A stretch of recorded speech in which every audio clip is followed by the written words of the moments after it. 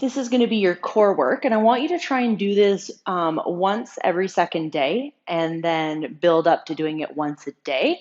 And we'll see how you feel after 2 or 3 weeks building up to every day. So we're just going to sit and be mindful of our sit bones in a chair, okay? You're going to take the bender ball, okay? You're going to get one of these and we're just going to put it between our knees, okay? You're going to gently bring your feet in a little bit closer so that you're squeezing the ball at about 10%. You're going to hold onto the edge of the seat, pull the shoulders back, tuck the chin, and you're just going to inhale through your nose, taking and feeling that air drop all the way down to the pelvic floor. And then exhale. As you exhale, you're letting all the air leave from the bottom of the pelvic floor and all the way out, really putting emphasis on the ribs coming down into your body without your body rolling forward. So the chest is staying up and open and you're contracting the abdominals, pulling it in, letting everything drop and relaxing your whole body other than the little bit of contraction that you have going on between the inner thigh where you're holding this ball just so that it doesn't drop. Breathing out through the mouth. Inhale for 1, 2, 3. Exhale for 2, 3, 4, 5, 6. Inhale for 3, 2, 1.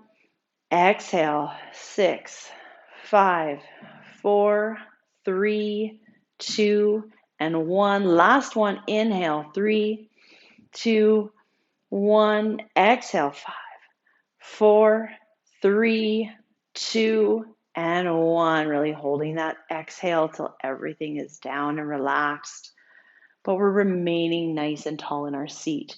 So 8 to 10 of those breaths. Whenever you're feeling your head or your neck just get in your body with that breath, it's going to help you release the tension that may be occurring in the neck and the shoulder. Then what we're going to do is we're going to come into quadruped on the stool. Okay, so we're going to use the stool, okay, the chair, and we're just going to place those hands. Notice that my shoulders are quite far over top to start, right? And then when I come into that bent knee position, my back is flat. So I'm not letting my bum sink, I'm coming up. So now that you can see my shoulders, I'm going to come back to this position. Okay, my toes are curled up underneath me. I have a lot more weight just in my upper body, but I'm pushing myself away from the chair and my back is nice and straight. From this position, I'm just going to knee tuck in, alternating sides. Really breathe out as you tuck the knee in, keeping enough distance between your upper body and the bench or the chair so that you can pull that knee up towards your chest without changing too much of what's happening in that upper body. And 6 and 5 and 4, really pushing away from that stool, and 3 and 2, 1 more and done. And I like holding onto the stool like this because it gives that wrist more protection here so it's not hurting your wrists. Then from here, we're going to go into toe taps out to the side. So same quadruped, tap the toe to the outside. If you have a mat, it's great for keeping what distance and space you have to tap out. But if not, just be mindful that the knee and the toe are coming out together. So it's not the knee out, it's the knee and the toe together, moving away from the midline of the body. 5, 4, 3, 2, and 1. If you're feeling anything in through the shoulder, that's okay. Anything up and through the neck, you stop and take a break and just calculate your effort and then do a few more each time when you're feeling ready and capable. But it should definitely be felt in through the core. Then we're going to get rid of the chair and we're going to come down to a dead bug. So we did the dead bug, bringing the knees up to 90. The low back is nice and flat. Taking a few breaths just to set yourself up where your ribs are staying down into your body. We don't want them to be flared. Let the low back be nice and straight. Decompress the spine if you need to with a couple breaths. Okay, knees are slightly in past 90, so lower back is flat, but you don't want to lift the tailbone. So think about letting the tailbone be nice and long, and the crown of the head, so a gentle tuck of the chin. We're going to place the heel of the hand on the quads.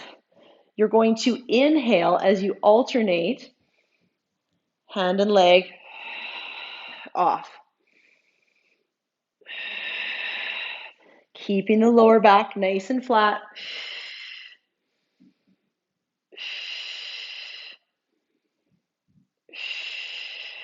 Doing anywhere from 10 to 20. If you start feeling it in too much of your hip flexors, we take a breather. Note to self, if I'm feeling my legs, I'm going to come out more here than down here. Okay, so use progression or degression and just know where your limitations are at today. Push it a little bit, but we still want to stay in that comfort zone where our low back is flat. We're feeling the right muscles that we're intending to work. After 10 of those, we're going to take the bender ball somewhere. No, it's right beside me. Take the bender ball, lift that bum up, place it just right where that sacrum is, not the coxal, not the tailbone, but just a little bit above that into the lower back. Hands can be a little bit wider, chin is still tucked. Ribs are down and in, knees are at 90. Keep the knees at 90. So pretend you even have a little tennis ball in here. You're going to inhale, tap the toe to the floor, bring it back up. So every time you're exhaling, when you bring that knee up, we're thinking about pressing that belly button in and that low back into the bender ball.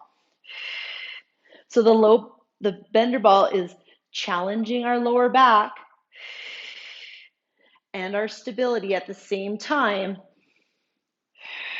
so we can be working our whole core three-dimensionally while we're giving that transverse abdominis a workout. 10 to 12 there. Do more if you can, or you start straightening the leg and making it a little bit more difficult. After that, you're going to take the ball, put it between the knees. Again, lower back is flat. Feet are going to be a little bit further apart, but you're having a sensation of inner thigh contraction because you're holding the bender ball. And we're just going to move our ankles side to side, trying to keep them the same distance apart. Tuck the chin. Keeping the ribs in. Keeping the lower back in.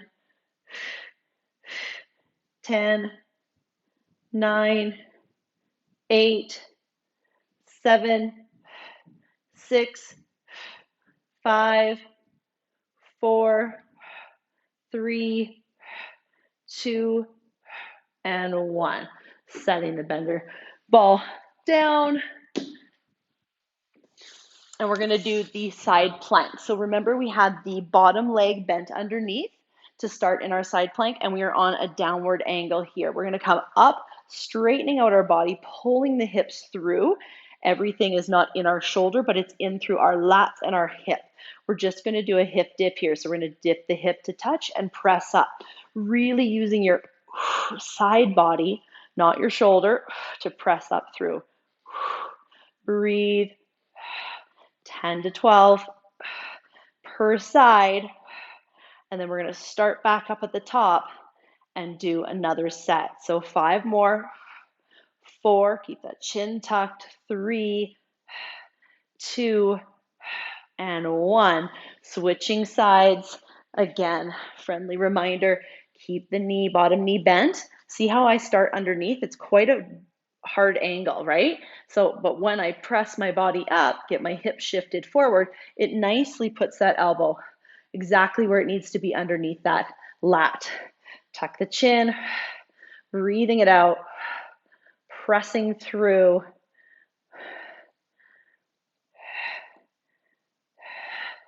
7 more. 6, try and relax that bottom leg. I just noticed mine was really tense. Every time we breathe, we're pulling that abdomen in, gently flexing the glutes. 3, 2, 1 more, and done.